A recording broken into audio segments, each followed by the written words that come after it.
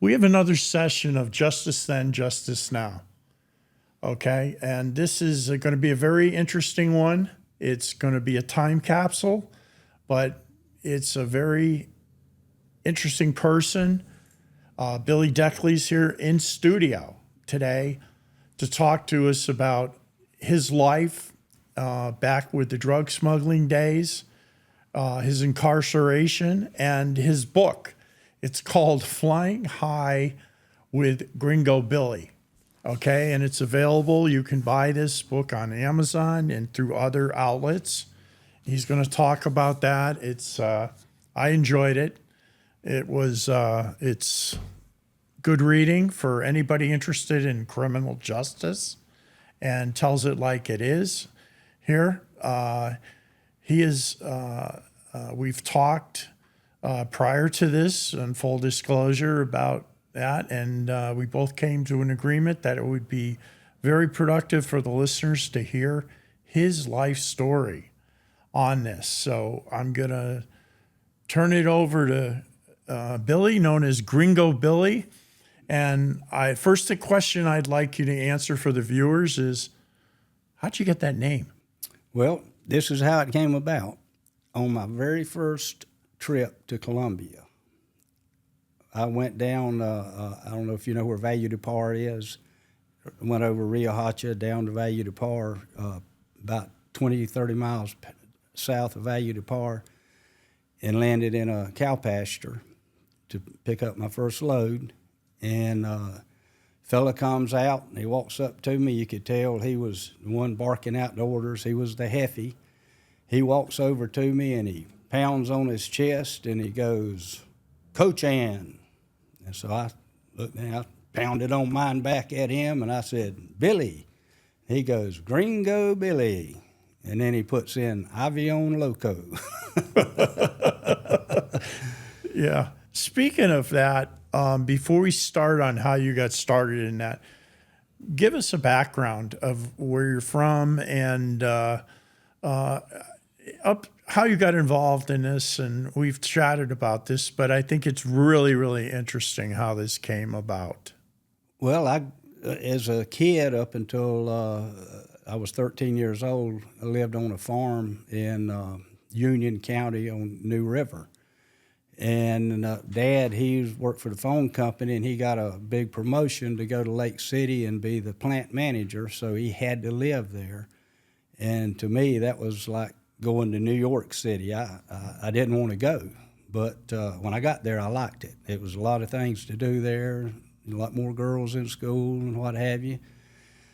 And that's how I wound up in Lake City. And what happened, I started learning, my cousin came up to see us, and he's telling me about he's flying. He's going to Miami-Dade Junior College in Burnside. He's from Miami. And that's the first time I realized that I said, I thought you had to have a college education or be in the service or something like that to fly an airplane. You have to be super smart. And he's telling me, no, he says, you just got to be 16 years old and find a flight instructor and have some money. And so I was going to be a cowboy up until then, and he's telling me all about flying. And in fact, he didn't come up. I went down to Miami, and he took me out for a flight at night, and I was sold. And so when I get back to home, I tell Daddy, I said, he wasn't real big on the cowboy deal. I told him, I said, look, I've changed my mind. I want to be a pilot. And that really made him happy. He gets on the phone, finds a flight instructor, and I go down, and people nowadays taking flying lessons will think I paid $9 an hour for a Cessna 150. What year was this? What year was this? This is 1966. Okay. $13 an hour with the instructor getting taught, And so I did that, and I got me a Cessna one. I got my flight instructor rating, I got my commercial license, I got my instrument rating, I got my multi-engine rating and all that, and I took over the Lake City Airport as the airport manager and all the facilities there.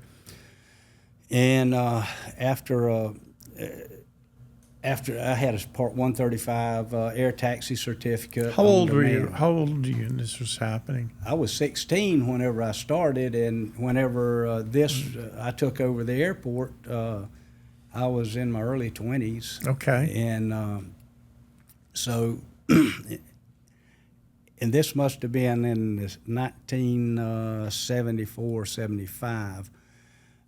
There was a fellow there that had a Beech 18, and he was suspected of smuggling. I'd known the fellow for quite a while, and I knew, when the airborne smuggling started, I knew all the area pilots, and then you could tell who was doing and who wasn't.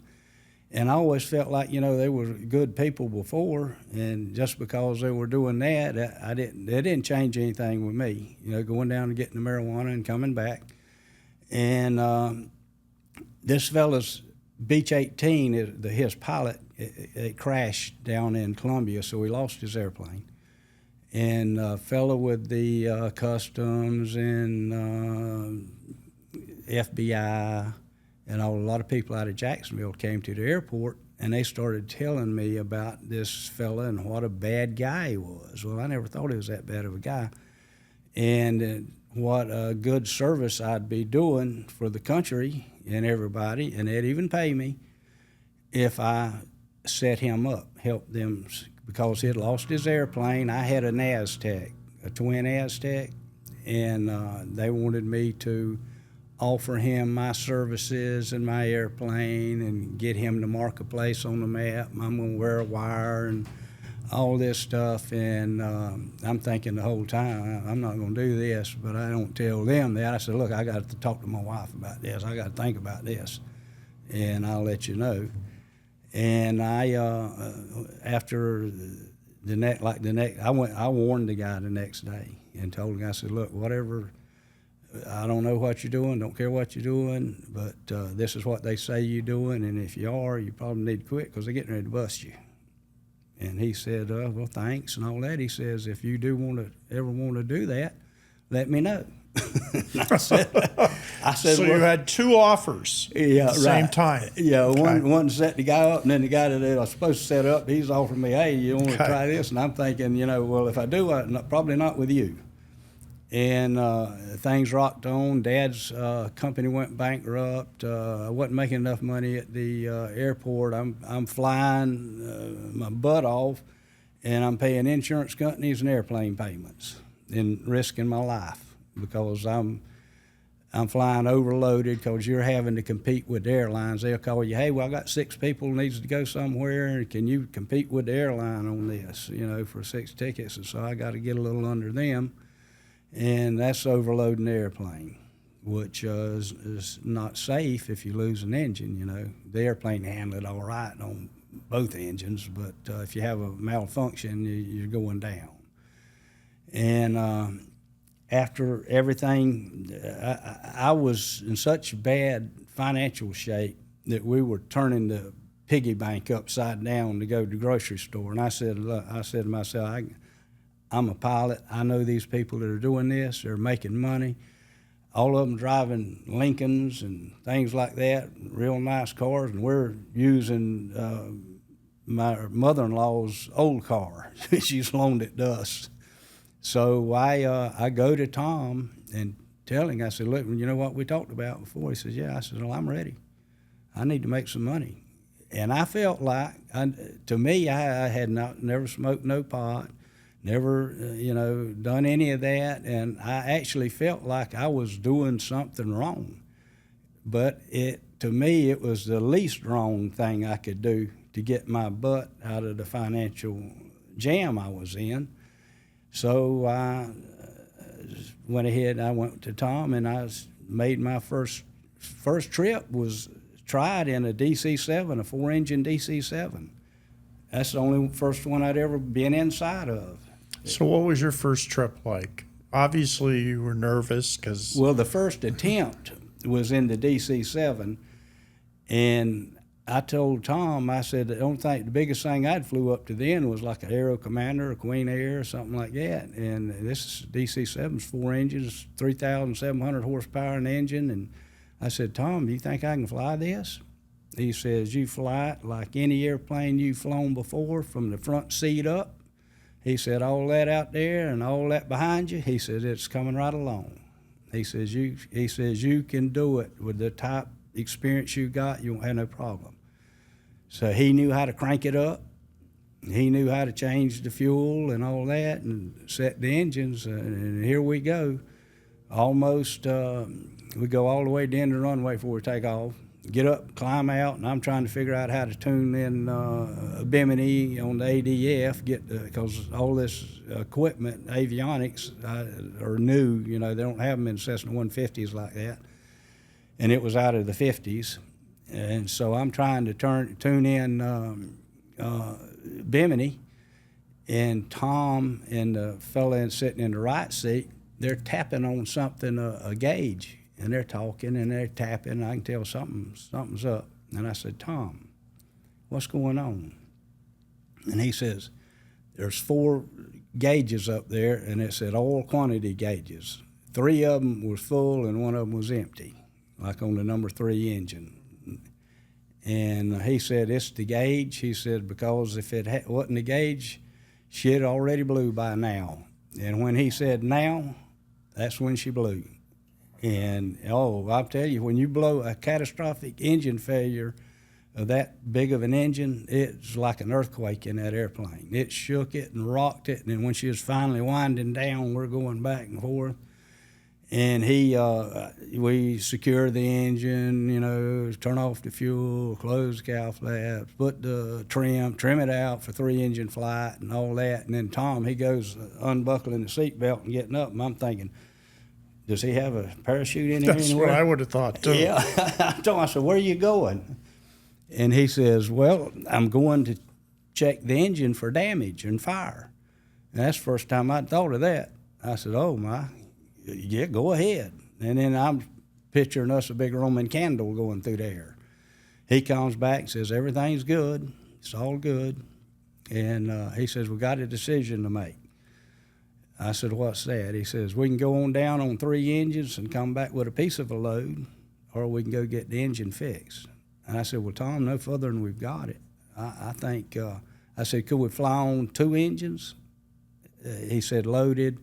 2 going on the same side. He says, we're swimming. I said, I think we probably ought to get this thing worked on. And so we came back, and I made a good landing. I mean, I got about an hour and something time in a DC-7 without ever being checked out. So next, I got a friend of mine that I had confided with, a real good friend, telling him what I was doing. And he was wanting to know, as soon as I get back, how'd it go? I told him, I said, man, we got lost an engine, we're on hold, we ain't got no airplane. He says, well, tell him I'll buy one. And so I went from a 4-engine airplane to a 1-engine airplane. Went and bought a Cessna 210, rigged it out with a bladder. Now this is my next attempt, because they said when they put the bladder in, they said, all right, it's going to gravity feed down to the fuel selector, and the engine-driven fuel pump's going to pick it up and take it to the engine, and you're good. So I'm almost a grade of Nagua when the engine quits. And so I turn it to the other thing, it fires back up. And I said, man, I can't be out of gas. And I turn it back on, she quits again, I turn it back 2 or 3 times, then I get up on my hands and knees and turn around backwards and look down in the bladder, and I see plenty of gas in there. So I said, you know, the engine-driven pump's probably not doing what Charlie told me it'd do. So I turn around and come back, and we put a fuel pump on it. It's what inline fuel pumps. So I'd pump the fuel up to the tank and then burn it from the tank down, gravity feed all the way. And so I'm head down on this trip. This is a couple of days later after we'd put the pump on. And I get in a lot of weather. It's bad weather. And we didn't have Weather Channel back then and things. And you couldn't call the flight service, hey, I'm going to Columbia today. How is it down there and all that. So what I looked at, Florida Times Union had a radar shot down in the right-hand corner of the front page every day. And as long as there wasn't a hurricane right there, I'm going. And so I could tell, with the radar shot. And I fought the weather all the way down there, and I landed and got my name Gringo Billy, and I was gave the coach hand, the Heffy, I was supposed to give him a pistol. It had a cowboy belt, and it must have been a .357. It was large caliber, Smith & Wesson. He takes the gun out, the pistol out of the belt, drops the belt on the ground, sticks the pistol in his pants, come over here. I walk over with him, and he pulls it out, and he starts target practicing that piles of cow manure. He's shooting away. Where was this, in Colombia? Yeah. Oh, jeez. Yeah, this is down on this farm down below Value du Port in the valley. Right. So it's dark before I take off, and there's a lot of lightning and all back. Value du Port was, whenever I went over Value du Port Airport, it was almost flooded. But I'm coming back now. I load up, and Coach Ann's trying to tell me to spend the night, which we don't have. I couldn't speak much Spanish then. I still can't, a little bit. And he couldn't speak any English, but I could tell he was telling me that I was crazy. Avion loco, and all that. But I knew the people was waiting on me, and I didn't want to get off plan. So I took off, heading back, and going through the lightning actually was a help, because that's a valley, but it's a big valley. You got Venezuela on the right, and then Santa Madre or whatever, Nevada's on the left, snow-capped mountains. I thought that was sand on top of the mountain. I flew over to look at it. I said, that's not sand. That's old country boy, Yeah. And Right. that was on my second trip, because I couldn't see them on my first trip. The second trip, it was clear. And it's clear all the way down. I said, well, there's some clouds. Finally going to get into a little weather. And I got there, it wasn't clouds, it was the snow-capped mountains. But so I'm coming out of the valley, heading home, and the lightning lit up the mountains a lot, so I could stay between in the valley. And then whenever I got over Rio Ochoa out in the Caribbean Sea, it cleared up for probably 100, 150 miles. Then I get back in a whole bunch of weather again, and the airplane starts backfiring, and it's raining so hard, I don't see how the windshields can stay in the plane. I'm bouncing all over the place. My instrument panel's blurred. You can't focus on the instrument panel, and I found out what that is you're getting so violent that it's just your eyeballs are bouncing up and down in the socket, and it's distorting them. And that's why everything gets blurry. And I found out one thing then, that an airplane is a lot stronger than what you think it is. As long as you keep it right side up and at the right speed, it'll take a lot of punishment. I hadn't tore one up in the air yet, and I went through a lot of stuff. Let me ask you this though. So you were hooked up with the guy that you had originally been approached by the feds, and he gave you, let's say, an offer you couldn't refuse. Right. Okay. So had you flown out of the country before? Oh, I'd been to the Bahamas and Nassau. All right. So you had taken other trips. Yeah, Okay. I flew gamblers down there. I was several thousand hours at the time I started. So all right. I'd been. But this was your first time to Colombia, right? Right. So obviously you encountered the elements on flying in. You just described well, and that. Were you nervous about going into? Colombia wasn't as known as it is now, or was. Now it's Mexico. Yeah.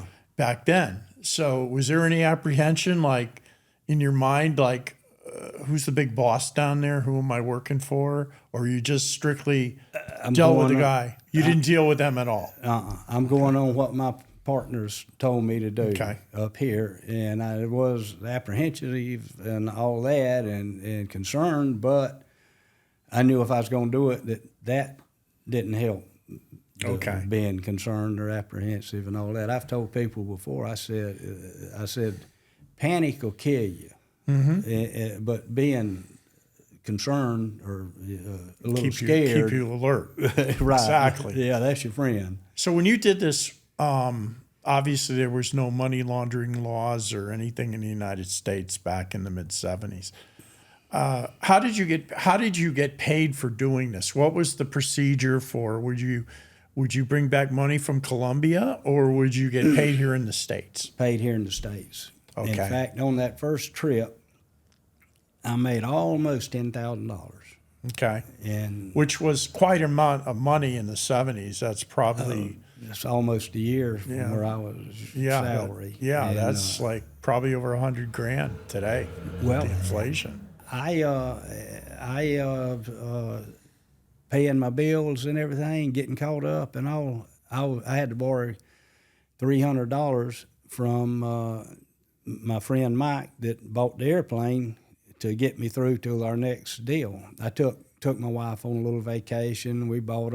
She was working for the school system, and so we bought a Buick Riviera, bought her a car. She paid, down payment, and she got it financed. And I was, I was off and running. I couldn't wait to do it again. But getting back to that first one, if anything was going to discourage me, it would have been that one, because now I'm coming back. It's backfiring.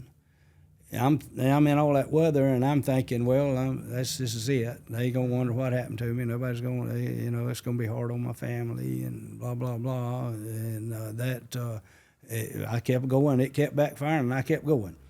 And then my next thing after I passed, and I'd often wondered about this with when I was flying the gamblers, is the smugglers at nighttime, how do they see the water on these dark nights? How do they know they're not too low or too high or whatever?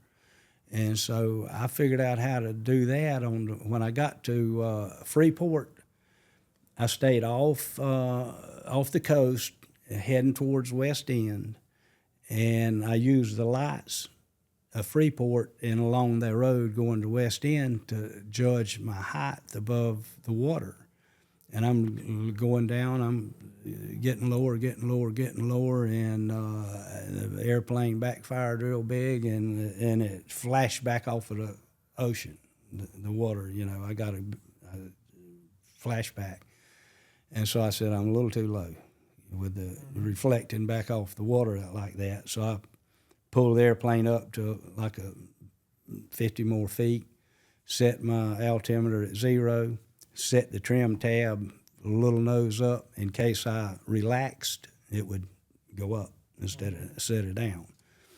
And when I got back to the place that I was supposed to land, which was a field, it was foggy. It was daylight. It took like 20-something hours, 24, 25 hours to round trip that. And it was, I was fogged out. But you could look straight down. The fog wasn't that thick. You could look straight down and see the ground. So I knew our little airstrip or farm was due south of Live Oak Airport. And I looked over at, I could see off of US 90, it goes east and west, microwave tower. I could see the top of that tower sticking out of the fog. So I knew where I was at. I got to that tower, I knew where I was at. I followed 90, flying, looking straight out the window, straight down. And then I get to Live Oak Airport. I turn 100 due south, and I'm looking straight down, and I make that circuit probably 15 times. And I was saying to myself, well, I didn't really know how I'm going, because you can't see forward. All I could see was down. If I fly over the strip, I don't really know how I'm going to get in. And when I did finally fly over and look down and see it, I said, I just done what I said. I can't lose this. I cannot take my eyes off of this field. And I did basically a barrel roll loop looping barrel roll. I said, I'm going into that field. If I crash, they'll get the pot. If I break out under the, I'll land. We'll see what happens. But I know I'm going to be on the ground somewhere real soon because I'm running out of fuel. So luckily, the Lord was with me, I guess you could say, because when I came around, I go down in fog, I can't see nothing. And whenever I finally do break out and see the ground, I'm off to the right of the run, where I was going to land that we had made. And so the thing I had to do was, my biggest concern then was making the left turn to get back on the strip, was sticking my wing in the ground because I was that low whenever I broke out. I mean, it was a perfect loop and barrel roll, just, or I wouldn't be here right now. Yeah. And so I unloaded, everybody's happy and all that, and then a few days later, I get my money and start paying on. I can't wait to do it again. And the next trip was a complete opposite of that trip because there wasn't a cloud in the sky the whole way down or back. And I got there early because of that, and there was nobody there at the strip.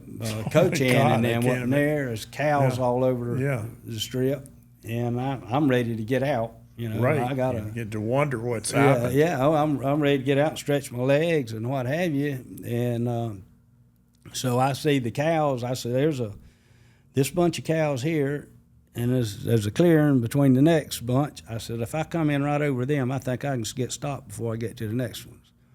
Well, I hit this one cow, and I hit him just right on the back because it just went boom. I just skipped right off of him, and it broke his back, killed the cow. So they got him some hamburgers down there on that. And you hit a cow on the way down? Landing, yeah. And so when they loaded that airplane, they had a machete and paper.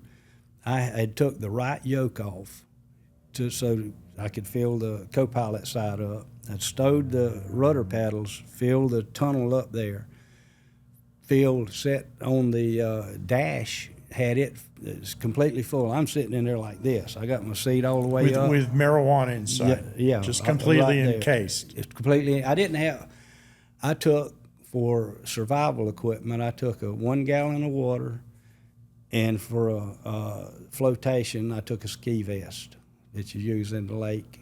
And for a bathroom, I had a Gatorade jar to relieve myself in. Sounds like an agent on surveillance, We had a pee jar because we couldn't get out. We had Gatorades, power bars, all these things with us, and we never knew where we'd end up because we had a suitcase in the trunk with about 3 days worth of supplies because we had people, they'd move it to Houston or take it to New York, and you went with them. But it got more sophisticated because we got handoffs. On the I-10 corridor there, we went from SAC office or RAC office to each one. But I can imagine that. So you started bringing these in, and did you get to know the people that were loading down there? Were they the same Coach people? Ann, yeah. Okay. I loaded 3 times down there, and then a fella has got, he wants me to go. He's got his, we bought a twin and an old beach twin Bonanza. And the fella wanted to use a hangar that we had in Moultrie. And we told him, said, look, the hangar's hot. I said, they had an old, this is at Spence Field. They had an old tower there. And you could see a tripod up there pointed at our hangar. And said, they're on us. And they'd come by, the police would come by every now and then and just stop and chat with us. And so we told the fella that wanted to use the hangar, hey, you can use it, but it's hot. We got out of there. He comes in there with a 401 and blows a tire.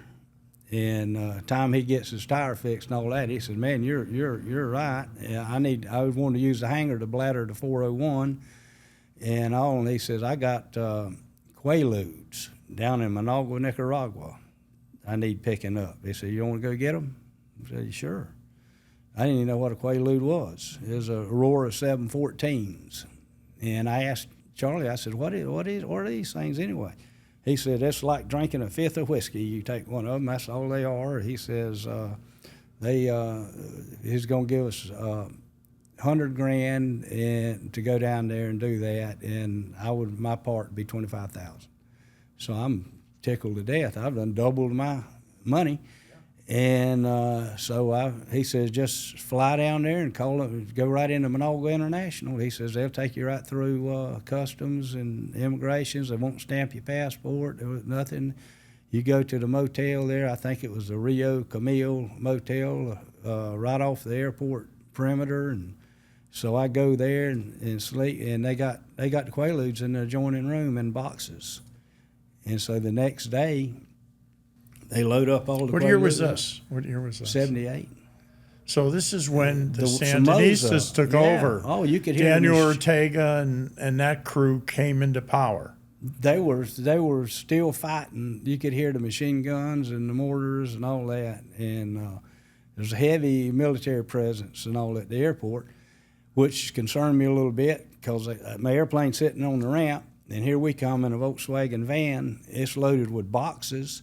We get to the gate, and there's two guys there, military, with their guns and all their rifles and all that. And I'm saying, well, man, if we get through here, and he talks to them in Spanish and all that, and they open the gates. We go out to the airplane, load the airplane up. And I told him, I said, look, it's too early for me to leave. Now I'll get back too early than I'm supposed to be back. I got to be back at a certain time. And he says, well, we'll just go back and have breakfast, and you leave when you get ready. And the airplane was over there, but it wasn't locked. I said, I can't even lock this airplane. He said, don't worry about it. Ain't nobody going to mess with it. And I said, all right, let's go. We went and ate and then messed around a little, killed a little bit of time, and then I get in the airplane, fly back to Lake City and unload at the Lake City airport about 11:30, 12 o'clock, something like that. Get my money, and I can't wait to do it again. And the next time, the airport was staked out.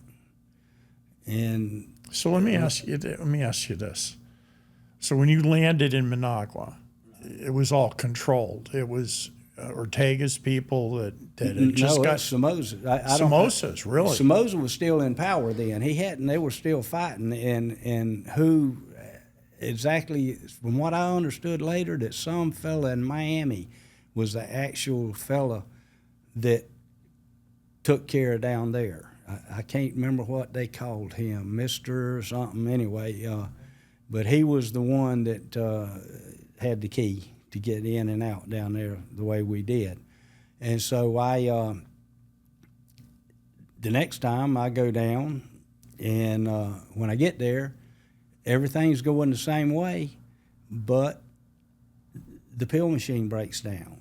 They don't have the pills, so which was a blessing for us more than likely, the way I think things went down. So here's I'm there another day, and pill machine breaks again. I'm there about 3 or 4 days in this motel waiting on them to get the load up. I mean, I felt like they shouldn't have called us until they had it. And it's supposed to be $350,000. Well, I asked them the last time when it broke, I said, how much have y'all got? He said, we got $300,000. I said, well, I'm going, because I had took a friend of mine that I had flew with a lot, who had just been up in Alaska doing flying bush up in Alaska. He was wanting to get involved. And so he was going to go with me on this trip. And he gets antsy down there. He says, I'm going to take the plane and go back. I says, you're not. I says, you're going on. If you go back, it'll be the airliner or with me. I said, you don't get no money for going back empty. And that's when I decided to go and take $300,000. So we loaded that, and we come back like 4 days late, land, and the truck's coming down the ramp to get us. He flashes the light and turns around and leaves. I said, man, that's strange. What's going on? And I look out at the road, And we had Mike, the guy that had the 210. He was supposed to be the blocker, and there's a car right behind him, and he stops in the deceleration lane or turn lane. He stops and gets out, and he's talking to this fella. And then Mike gets back in his car and he leaves, and the fella that he's talking to in this brown Torino with Ohio license plates on it comes out onto the ramp and goes all the way down looking at all the airplanes. If I'd had 350,000 Quaaludes, it would have been above the windows. But the airplane looked empty from where he was sitting. Yeah. So he goes all the way down and turns around and is coming back, and my buddy had his car at the airport. So we sneak around through here and we get in the car, his car, and it cranks up, and we're pulling out on the highway, stop on the highway, and the undercover police fella, he pulls up right beside us, and I say, "Hey, how you doing?" And he followed us. When he followed us, that's when the guys went back in and got the Quaaludes. And I feel like that they had probably more people at that stakeout than just one person. And, and they said, "Man, he's already went somewhere else," or he's not common, or, and so they just left that one guy there. I mean, I'm not sure, I don't know, but that's what it seems like to me. And if he hadn't followed us, it would have been a mess out there. Yeah. So when you came back, you had Quaaludes and that and marijuana.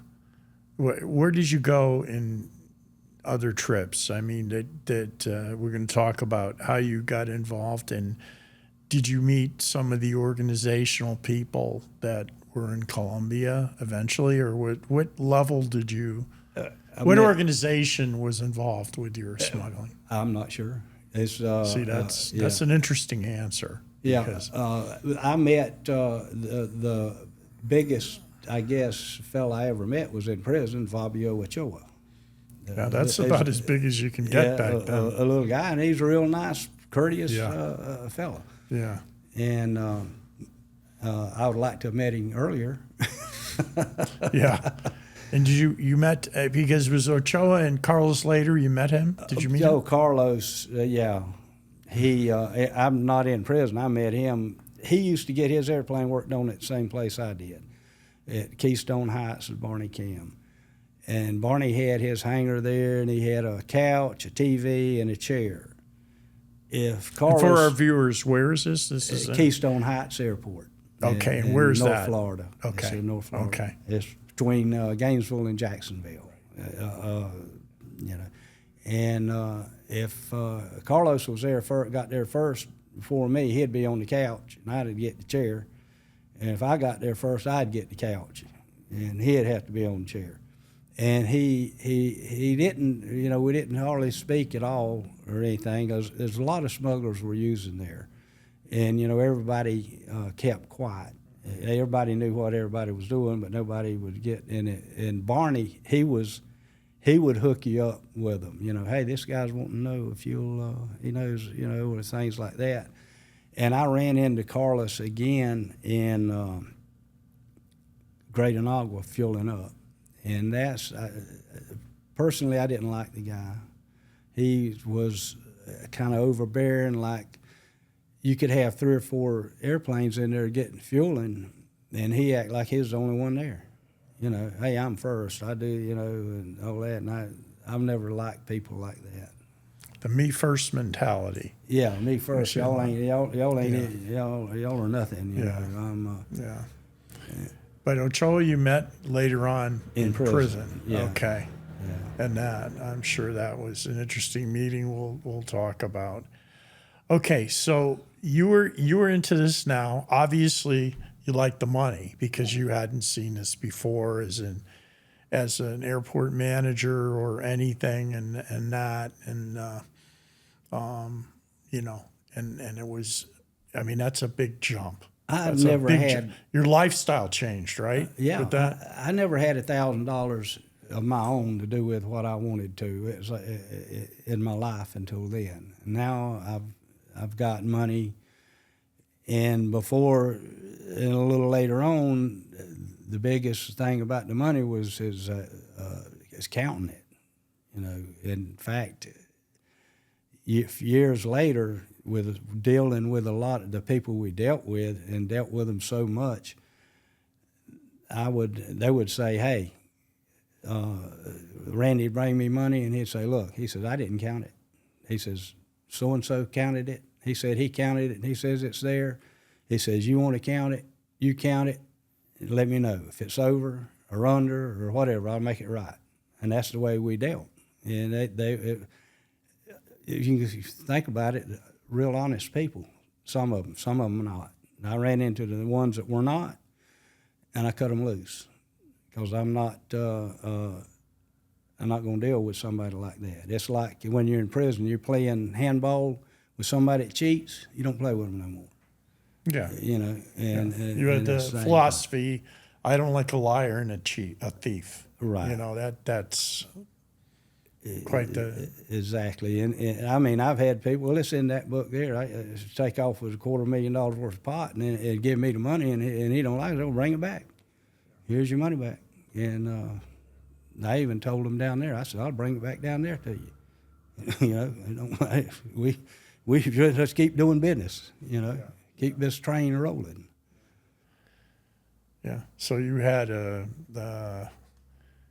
refund policy, but, you know, if you stole from you, that was the end. Oh, yeah, that was the end. That's what happened to Charlie. On our third trip to get Quaaludes, we wasn't going to Managua, we would be going to Corn Island, and that's off the coast. And Charlie, he didn't have a pilot's license, but he went and learned how to fly, and he had flew down with me on the first load. And he's calling, he's saying, well, we're getting ready, it's on hold. And the next thing, the fellow in Atlanta calls us, hey, man, where's Charlie? Anybody seen Charlie? And a fellow from Miami calls us, looking for Charlie.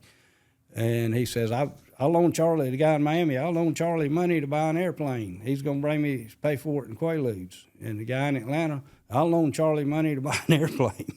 So Charlie was just crooked as you can be.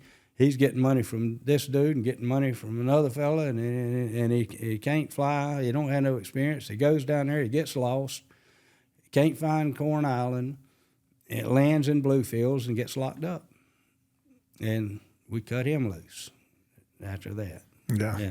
And good business practice, right? Yeah, It's a right, liability. you're not It's a in. liability for the business. How did you come about attracting the attention of law enforcement? How did that come out? You were doing this, and how long did you do this before you attracted the attention? Not long at all. In fact, after there's a couple of things happened. We were at we were rookies. I was, and my friend, we were sitting in a restaurant, and the mic was real hard of hearing. So people are hard of hearing talk loud. And we're sitting in a restaurant, and we're talking about, hey, man, we're happy. We just done one and all that.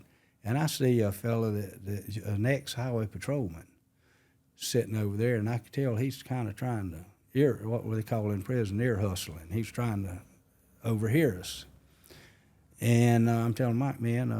What we call that is, for you country guys, rabbit ears. Rabbit ears. Like, you've been in a field and they hear a noise. It's the ears that pop up above the grass.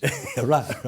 Rabbit ears. Well, Go ahead. He was rabbit earing, and I knew it. And we wound up. I didn't find out this until later. Way later, we wound up. They followed me around for like 2 weeks. I didn't even know it. And we ran a load in the middle of all that, and I had a friend north of Lake City. They have the inspection station, agriculture inspection station, a pickup truck, all that stuff supposed to pull in for inspection and all. And the way the rivers are around there, you can't get out of the state without going through one of them. And so a lot of people gets busted there. I had a friend that owned land right across from the inspection station, like 14,000 acres. And so we hunted there, and we would go towards the inspection station, turn off, get on his property, and go through his property around the inspection station, and then back on the highway and on to Detroit's where he was selling the pot. And we done it while we were being surveilled, and the people, Mike lived up that way, close to the inspection station, and he was going to town, and you could see a bunch of skid marks and all on the road, and he found out from some people that lived down around what the area, Deep Creek, that it was some police were heading north at a high rate of speed and hit some hogs. So it appears we were saved by the hogs. And they would come on the 14,000 acres and follow you? No, they didn't make it to the 14,000 acres. Oh, they hit the hogs. They hit the hogs yeah. on the highway before going to trying to follow us.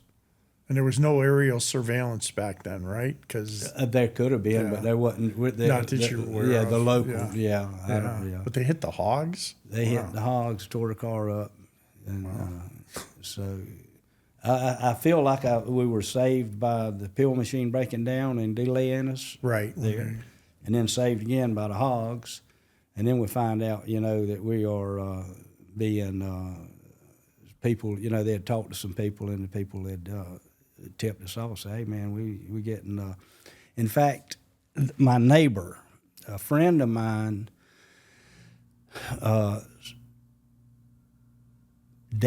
aunt lived next door to me, and he's over at my house.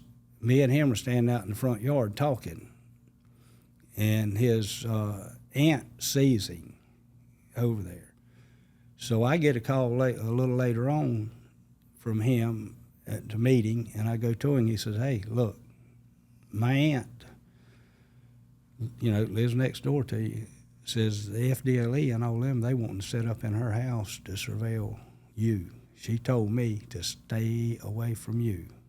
So I said, "Okay." So that's when I first found out that she wouldn't let them. So they went across the street, behind the houses across the street. There was empty lots back there.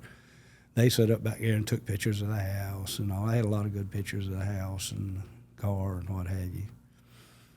And when we went to court on this, I got charged with racketeering for this deal. Right away? Not right away. No, it was a couple of years later, or a year and something later. I'm charged with racketeering. And so this was the federal RICO statute, as we call it? The state.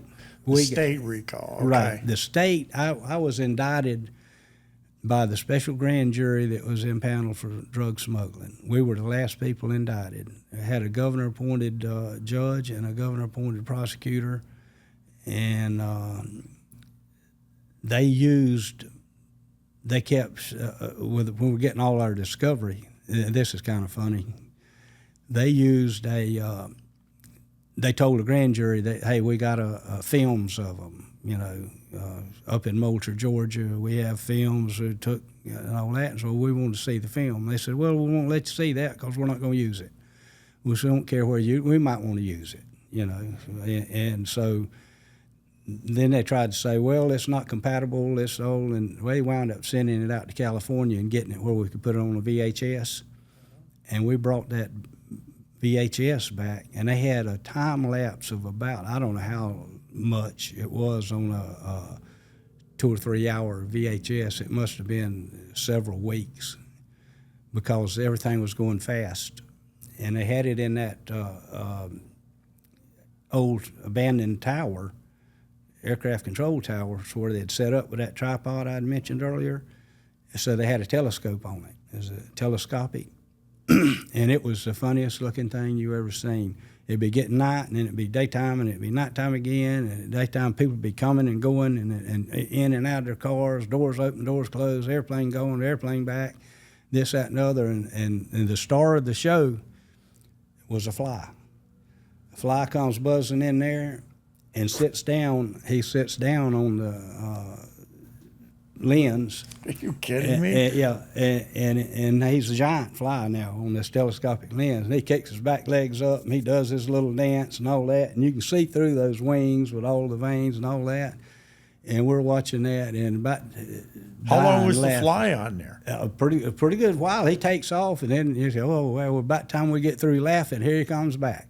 Sits down there again. He does his another jig. And we ain't watching what's going on. We're watching the fly. And we said then, well, no wonder they're not going to use this in court. Yeah. Have the whole courtroom be broken up. Today they could have probably eliminated the fly, with the technology now, and it wouldn't have been so funny. It would have been screened off. Yeah. Okay, so you got indicted for RICO on the state level, and what happened then? Well, Charlie, the guy that we cut loose, he's busted up in somewhere around Dothan, Alabama. I can't remember exactly what. They brought in a Constellation up there, and he got busted, and so he gets. That's the first time I'd heard of the Federal Witness Protection Program. He gets put on the Federal Witness Protection Program, and he's got only two things. He's got immunity on anything he talks about, but he can't lie, and he can't have a murder. If he murdered anybody, don't tell him, and don't lie. Well, he's on. And it's hard to get a deposition from him because he's being controlled so tightly as security. And so we're having, in front of the judge, we're having depositions because they're having so much, we're going to have to, we object and blah, blah, blah.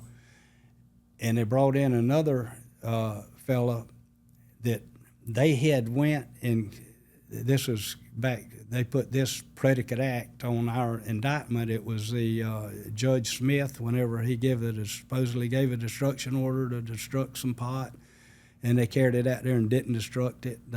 But it was the feds' pot, and they had cameras on them. It was foggy. Camera didn't pick up nothing but fog. So the guys, when they came to the dump to load the pot, they got away with it. It had a bug on it. And Charlie, whenever they went to federal court, Charlie was the only one that beat the trial, that beat his case. And he told them that he had just loaned them the truck, and I was standing out at the gate. He said, I don't know what they was doing in there.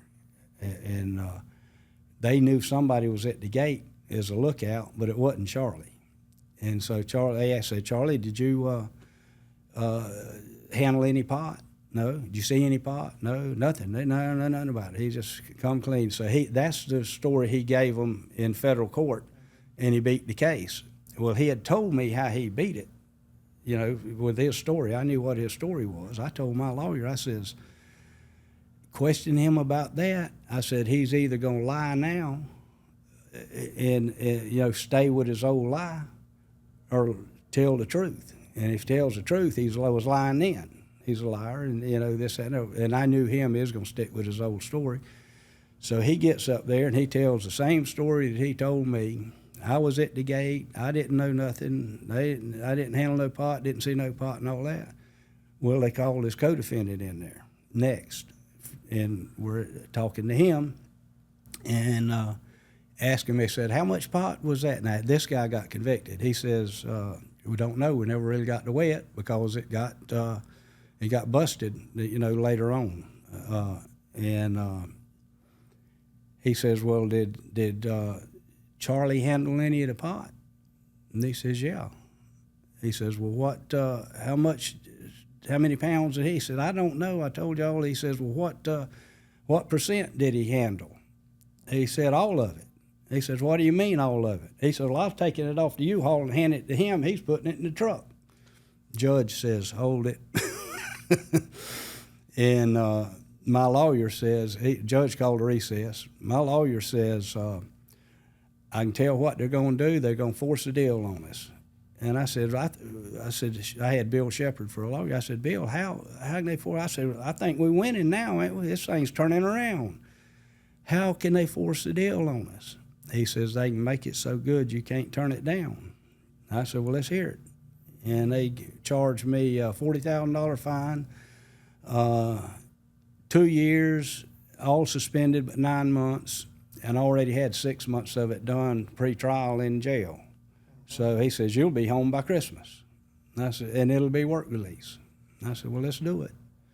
And so I pled no low contender and was sentenced to 2 years, all suspended but 9 months, what have you. I go from looking at 30 years because Charlie lying.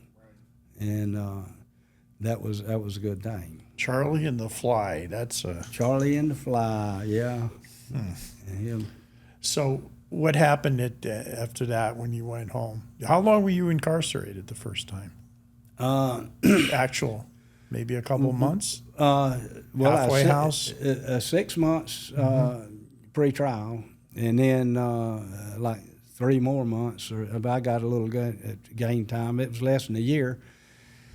And then I got another. You didn't have a bond on pretrial?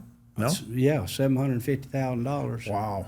So that means they got to put down 75,000, right? Right. 10%. And then you got to do that. I could have done it, but they were going to keep the money. You know, sure. I There mean, was all that wouldn't work. And I'm not. I worked hard for that. Source of the funds. Right, Yeah, I right. got you. And so we tried to get. I had my mama's uncle. He was a millionaire and all, and he was a preacher. Also, Okay, I know what you're going to say. And so she went to him about, hey, he could just put it all up, land, whatever. And he says, he's praying for me. And that was it. And I said, okay, thanks. Yeah. And, but I'd done real good in jail. I mean, I sued Suwannee County Jail, and they moved me to another jail that was built in the 1800s, had a hanging tower in it and everything. And we, this is a story about it. They had a new section to it for juveniles and women that they had closed up and used it to store pot because it's Hamilton County Jail, and Hamilton County was right at where the I-10 inspection station was. So they're catching semi-loads, everything at the inspection station, so they needed a big place to... So they put this in the jail? they closed down the juvenile and women's part of the jail, and they put it in there.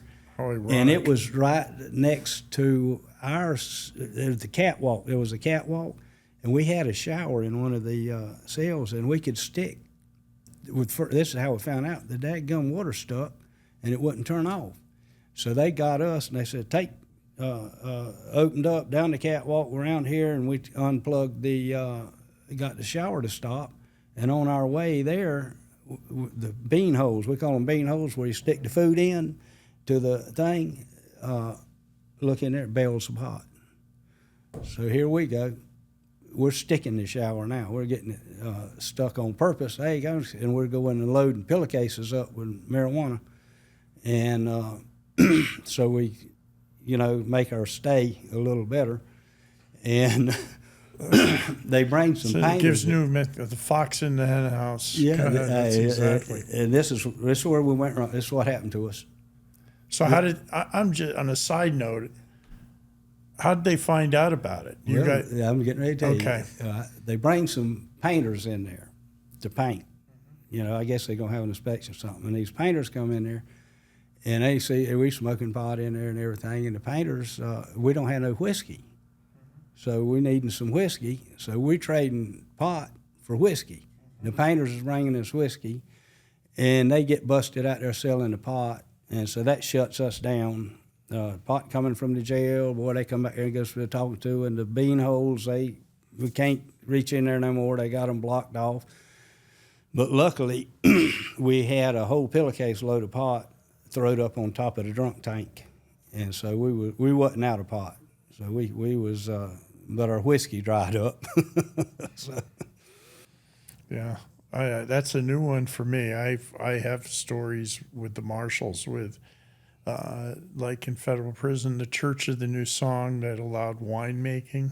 You know what I'm talking about.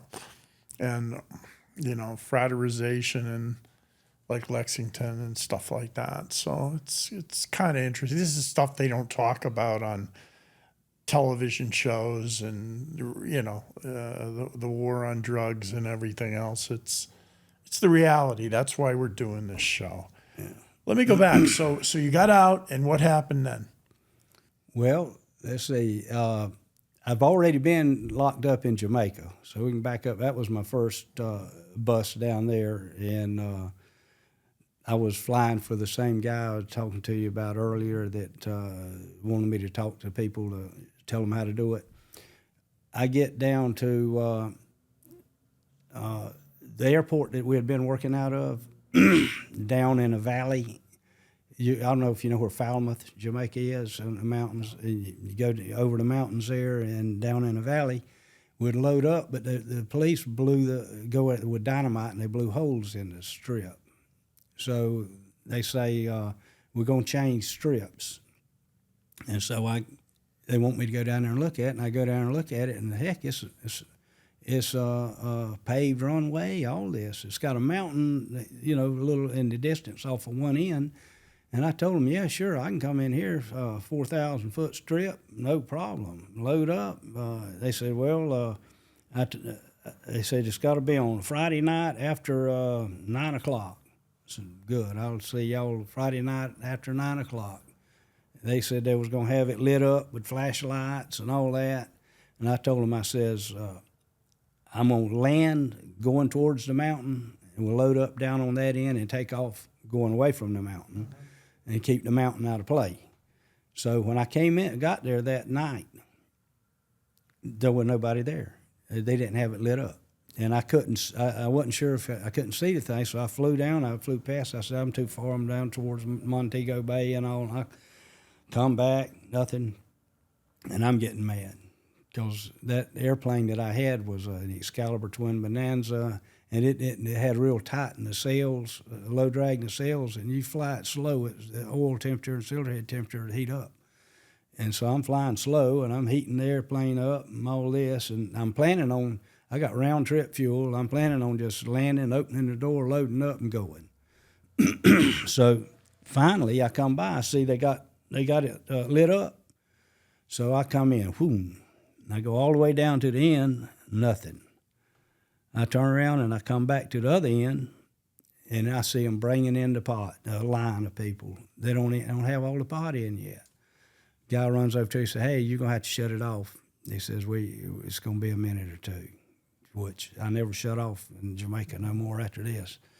And so I cut the thing off. May as well get out and check the oil. Got out and checked the oil, all that, and they getting it loaded. And this airplane, the bladder, was put the pot on top of the bladder, and so when I got in, they'd packed me in, and so I couldn't get back to the door until I'd burned the pot gas down, and I could crawl over the top of the pot. So I crawled in, they packed me in, and he comes around, got a little storm window there. He comes around and says, Buddy says, we still got a couple of bales. Anywhere we can put it? I give him key. I said, yeah, put it in the nose baggage up there. I said, make sure you get it closed good, though, because I don't want that thing coming open when I'm taking off or anything, or in flight. So he goes in, yeah, we got it in. He comes back, hands me the key. I turn the master switch on. I got my hand on the starter, and first thing I see is fire jumping out the barrel of the shotgun and hear it. And then it sounds like a firefight. Jamaicans running everywhere, screaming, shooting. The guy, I look out the window, he's got the shotgun pointed right at me, and he's going, and the sergeant Waits, a guy named Sergeant Waits, he's screaming at this guy, shooting, shoot the SOB, but he used the acronym there, or initials, shooting if he won't get out, shooting. And one of my buddies and I'm thinking, this is it. And I know what comes to your mind. Came to my mind, I said, well, I had two girls, and they were like 6 and 8. I said, my poor girl's going you grow up knowing their daddy got his brains blowed out down here over a load of pot. And then the next thing that came to my mind was, I hope he gets a clean kill, because I ain't wanting to be jerking around in here dying, you know. Yeah, no. And the only reason he didn't shoot me, that guy just wasn't shooting somebody in cold blood, because his superior was telling him, shoot him, shoot the SOB.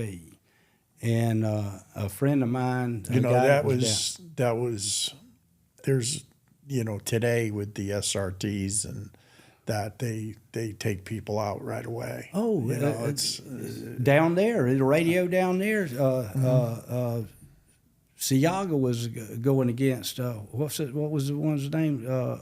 Manly. Manly, and there right. was a lot of so for having a gun down there, or a bullet's life sentence. They got the gun prison and all, and so that means they gonna use that gun. You ain't, and there's a lot of the radio down there, a lot of violence back in that time, and he just wouldn't shoot me. And a guy that was from Stark, Florida, Billy Griffiths. I heard him. He said, "Please don't shoot that poor man. He can't get out of that airplane." Boy, I took a breath. And then he goes, "Please don't shoot that poor man." He says, "We can get him out. We can get him out." And they said, "Get him out." So he opened the back door, took a couple of bales of pot off, and I come out on my belly like a snake and down the store and on the ground, spread eagle, shotgun barrel between my shoulder blades. That's how they didn't handcuff you or nothing. They just put the gun on you. And then they all mad at us. "Well, what do you think you're doing? You ain't paying us," and all that. And we had paid. But the guy we paid wasn't honest. Wow. He was an auxiliary policeman that was answering the phone that night. We found out the whole deal. He came on Friday nights, and he just sit there and answered the phone and run the thing. And a lady had seen them going in with the pot and called him. He told, yeah, he done his job. Okay, hung up. Called back again, because you know things wasn't going the way it's supposed to. I was supposed to load and leave, and one of the head policemen came up there, and she called again, and he picked the phone up. And as soon as he picked the phone up, they all jumped in the Jeep and headed down there and busted us. And in fact, I'd loaned them $15,000 for the protection money, and the guy that they was working through, he gave the police sergeant $700, and he kept the rest of the money. They had enough money to pay everybody. That's what we tried to tell them. So look at everybody's. It's too late now, you know. And I wound up doing some time there in Rockabesa jail, and then they moved us over after a couple of weeks to Port Maria jail. And if you can imagine, Rockabesa, you slept on the floor, had a garbage can for a toilet, and they bring you your food. You eat with your hands. You ain't got nothing. No, I've heard the horror stories about that. Oh man, and to believe it, I think it can't get no worse than this. And they moved to Port Maria. Oh man, everybody, all is just room to lay down. You're shoulder to shoulder laying down in there. That's how crowded it was. And the new guys, your seniority is who's the least seniority is over by the honey bucket. And the more seniority you get, the further away from the honey bucket you get. Yeah. And they, when you filled it up, at least we beat on the door. I had a big wooden door. You beat on the door, and they let you go empty it, you know, and come back. And I seen them beat those Jamaicans, whip them, beat them. Oh man, they had scars. I mean, witnessing some. You see them on TV whipping them. It would be in there watching it busting that skin open and swelling up and all, and then already them guys already having scars all over them from prior. You know, it's I seen a guy run out of the jail over the gun. The man standing there holding the gun on him while another man's whipping him. It run right out over him, bust, boom, gone. And as naive as I was, his buddies, I said, man, what kind of whipping is he going to get when they catch him? And they told me, said, he's running for his life. He said, the whipping was in here. It will be a final chapter. Yeah, the whipping was here. He said, he's running for his life. No, I'm glad you touched on this. So when you got out, you went back, and then how did you get into the federal system? What happened then? Well, when I got out, we'd give some people some money that was supposedly going to take care of everything down there, get the airplane back, get us out, tear all the paperwork up and all that. Well, that was a ripoff. And I'm trying to, and he's from Fort Myers, so I get out and I'm trying to find him to get my money back. He's gone. And I said, well, I can't, I may as well go, because my partners were still down there, and you can't come out until you pay your fine. I paid my fine. And then I got to get, I told them, because the fella that we was working with, he's on the run now. Everything's messed up. It's about as bad as it can mess up. And so I got to get money. I told him, I said, well, I'm not abandoning y'all. I said, this is one person you can depend on. I'm going to get the money, and I'm going to get y'all out, pay y'all's fine. So I couldn't find a dude that we'd loan the money to that was going to get us out. Didn't loan it to him. He was going to get us all out. And then I come up to Lake City. I said, well, I can make more money better than I can collect money. Mm-hmm. So when I get to Lake City, a fella comes up to Tom's bar, and I'm at Tom, and Tom, he gets hold of Tom and says, hey, I got a fella from Daytona. He's got a load ready right now, and he ain't got a pilot. You interested? I said, yeah, I am. So I met him at Gainesville Airport. And he told me, he says, I've got 2 airplanes and 5 pilots. He says, I pay a pilot, and I don't see him again till he's broke. And he said, he says, how much will you run? I told him, I says, every time you pay me, I'm ready. I'll go again, but I'm not going to run another one to get paid for the other one. Mm-hmm. I've already done that, and that don't work so good. And I said, as soon as you pay me, he says, well, you ready to go? He says, I got one ready. And I said, yeah. I was going to Tensapen in Jamaica to pick up a load. So we go to Gainesville Airport. And in fact, I got a picture of the airplane. My partner crashed it. There's a twin Bonanza 9.5 Alpha. I jumped in. The first time I'd seen it, I jumped in that airplane and boogity, there I go. And me and the Daytona boys had a real good, we done real good. I made my biggest year, according to them. Now, I didn't count them, but they said they was doing it because they were trying to see how much money they had paid this guy to use his farm. And it's 23 loads in 1 year. Wow. And my buddy from Daytona that would fly with me to Inagua for the fuel stop and all, he said, now he was counting, he said he rode with me on 45 trips. And so how I wound up with a federal bit is 45 trips? Yeah, he said he rode with me. And you did 30 in a year? 23. And how were you paid for that, and how much? How was that work? $50,000. I made $1,300,000 on that 23 trips. Wow. And this is what year? 1980. Wow. Right after I got out of jail in Jamaica. Yeah. Wow. Now I was going to town. Today, that's unimaginable, the amount of money with that. So I tend to ask very direct questions. What happened to the money when you had that? Well, I got a lot of friends. Yeah, they need money too. You got more friends than ever when this shit was coming. Yeah, absolutely. Oh, yeah. They come out of the woodwork. Yeah, and I know what it's like to need money. So I got all this money. I don't know what to do with it. I loaned money. I bet the banks was probably happy whenever I got busted.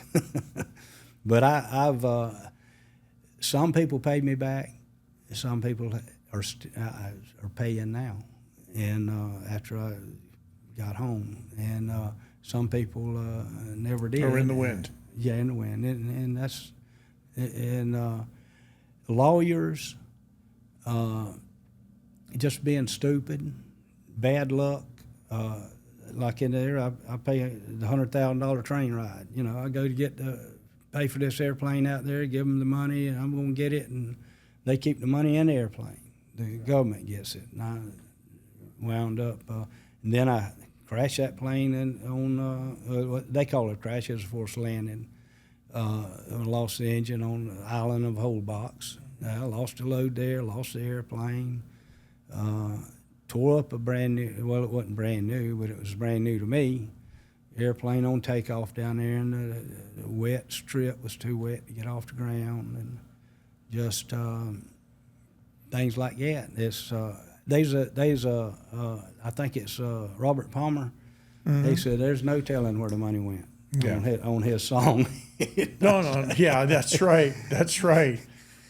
Yeah, so Robert Palmer. She's so fine, there's no telling where the money went. Yeah. There's a voice from the past, Robert Palmer. No, as far as friends, it works in the law enforcement community the same way. You help people, and then, they forget. When I was an agent, and they're, oh, okay. So it happens nature. like that, whether it's giving somebody an informant or running an undercover operation and this and that, and they end up taking credit for it. It's in our world, I should say in my past world, that's how it goes. It's somebody else's case, it's somebody else's operation, and this and that. And that pisses me off, and I'm sure you were pissed off too. You did this in good faith, and look what happened. Yeah. And that. So you made this money, and obviously the feds were, you were giving people, and that they got onto it. How did they get onto this, which resulted in your significant sentencing? Okay, my first federal bit, I was federal prison twice. My first federal bit is a fella had stole 40 pounds of pot. I had went down and brought some pot back from Belize, and everything was going good. But in Atlanta, he's in fact, he was a Dixie Mafia dude. Of course, I didn't know nothing about that until later. That's the thing. You don't ever find, you're meeting people, you don't really know who they are until a little later. And it wasn't Barry Seal, right? No. He was good, and so he's buying the pot. Mm-hmm. So I go, and he's a co-defendant of mine on the racketeering. He's in work release, and while he's buying the pot, and so I had it, a friend keeping it, and he had a used appliance thing. So we had his refrigerators and the washers and dryers and all that full of pot, because he had them all everywhere. And then we're going to move them. We moved a lot of the pot out to put it on to send to Atlanta, and the car took everything but like one or two bales. So they took the couple of bales and left it in a house trailer out at a farm. And I told him, I said, that ain't enough to even worry about, man. Don't even, this guy don't have to sit on it, and watch it. I said, don't worry about that. So he goes to town, what have you, and a fella had been watching. He ripped off the pot, the little bit of pot, and it actually made the guy in Atlanta more mad than it did me, because it was real extremely good pot. I'm selling it to him for $400 a pound. He's selling it for like $800 or $1,200. He's making more money than I am, and I'm the one smuggling. I find that out later, how much money they were making off of it. They're making more than I was, and double. Yeah, he's mad because this was extremely good pot, and he's wanting to take the guy out. And I told him, I said, man, you can't do that. I says, this ain't Atlanta, Georgia. He said, he told me, he says, the word will get around. He said, don't nobody mess with your pot after this. I said, yeah. I said, we'll be over on death row, you and me both. I said, you can't do that here in this town. And he said, well, I'm going to go see him. He goes down there and pistol whips the guy, and the fella goes straight to the police. And there we go. Here we go again. The Lake City Reporter called it "risky business" was the headline. Yeah. And I said, "Oh my goodness!" And we wound up. I wound up getting. Nobody testified on me that they seen me with any marijuana. So the judge kicks out my. This was where, in Jacksonville? Yeah, in Jacksonville, Judge Moore, and he goes.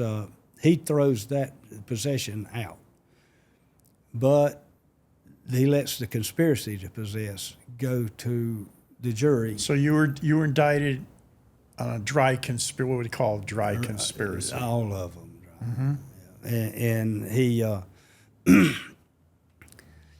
it takes and lets the conspiracy go to the jury, and they convict me of that because all the witnesses, they all said, we heard it was his. They heard it was my pot. Somebody told them it was my pot, but nobody could said, hey, he's the one, we seen him with the pot. And so I'm sure the jury's thinking, they arrested him, he must have done something, it's got to be this conspiracy, since it wasn't the other. And so I get 5 years for that. I get sent to Milan, Michigan. I do about a year up there. Would go through a winter. My first. Yeah, they put you in the cold weather. That's ice storm. Yeah. I'm telling you what. It's 67 degrees below zero, wind chill factor. I've been there. I know, but not in the winter. We had a lot of birds that was in a sally port area. They were all froze on the ground, and you couldn't. Ice was that thick inside the dormitory windows. You slept with everything you could get in there. And I heard they got heaters in there later on, but you could steal a carton of milk out of the mess hall and set it up in the window, and you have almost ice cream. It freeze it, and you could eat it, frozen milk. And I got, I was wanting to go to Tallahassee, closer. I kept telling them, hey, every time they'd have you a review every 90 days.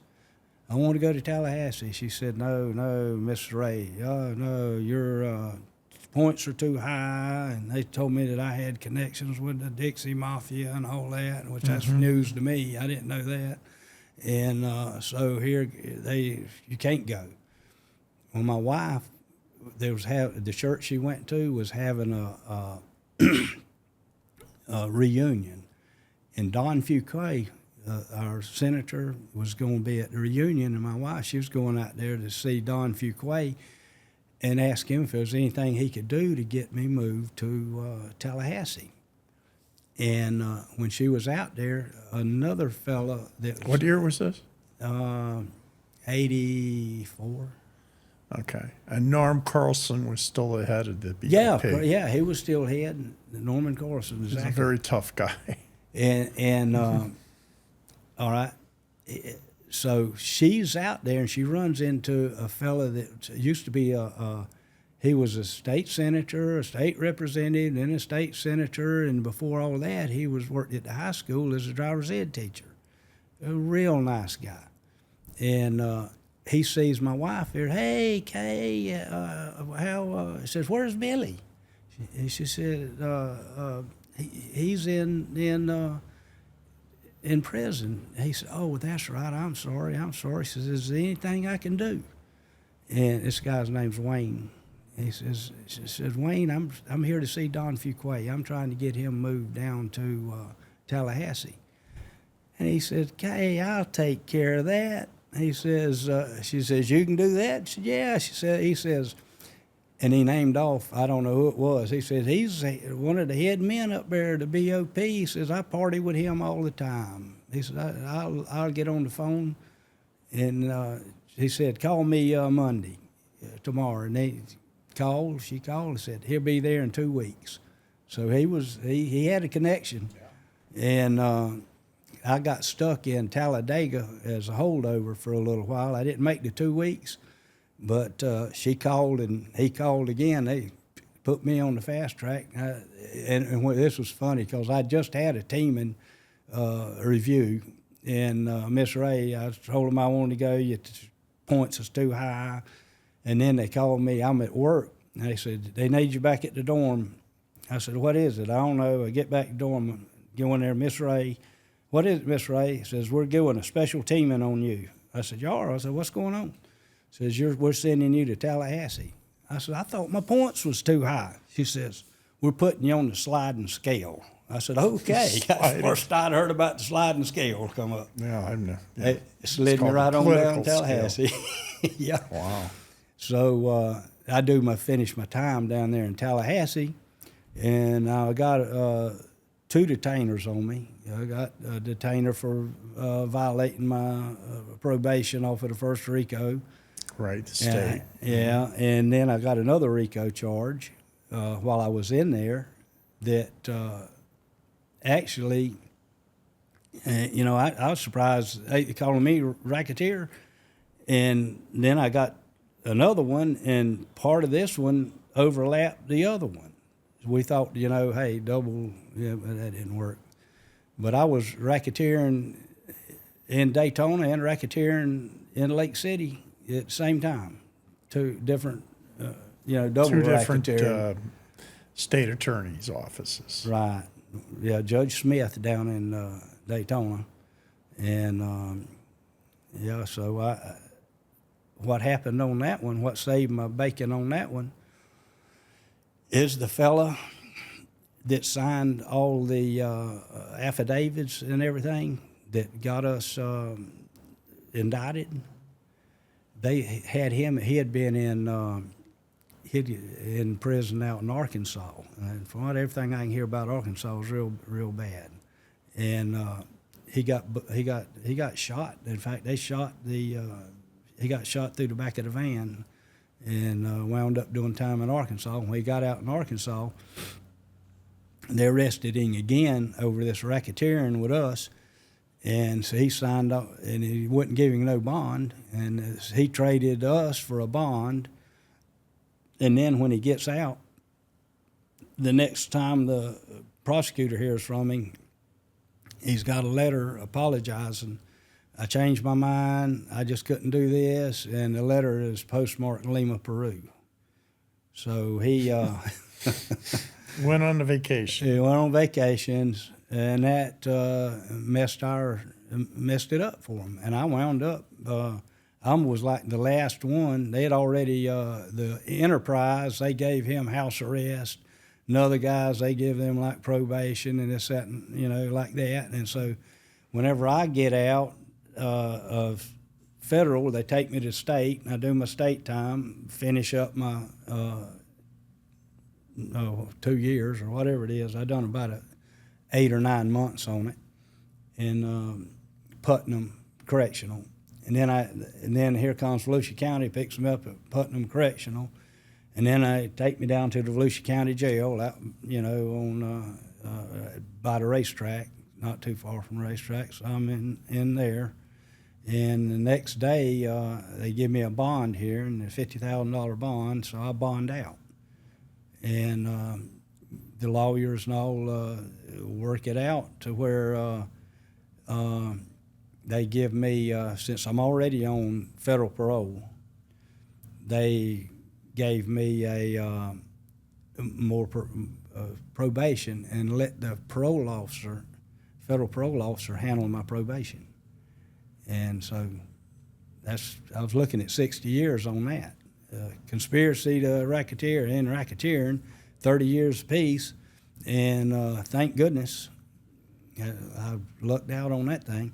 And so that was very fortunate on that. And that fella took off. And when I was a fugitive down in Belize, I ran into him down there. He was. That's just amazing. There's so much to cover, and with that, and you ran into him. Let's talk about the fugitive, and let's talk a little bit about. I don't want to. I mean, I want people to read the book, Right. but about when you were a fugitive the second time in, and what happened then, and then finally, I want to get into what you're doing now, and your literary stuff. So, where are we at now with the second thing? The guys in Peru. Right. Okay, he's a fugitive. I don't know if you bought him dinner when you were in police. So No, he was on his way through to Mexico. Okay. And I actually loaned him some money. Okay. And he's back in Daytona now. I don't know exactly what happened, but he's doing extremely well. He's back in Daytona. He's back in Daytona. Wow. Yeah. Wow. His dad was real well off. In fact, one thing that helped me, my deal with the guys I was smuggling with down there, their parents were all in the upper doctors, real estate people, stuff like that. Why would they get in a business like this if they got money?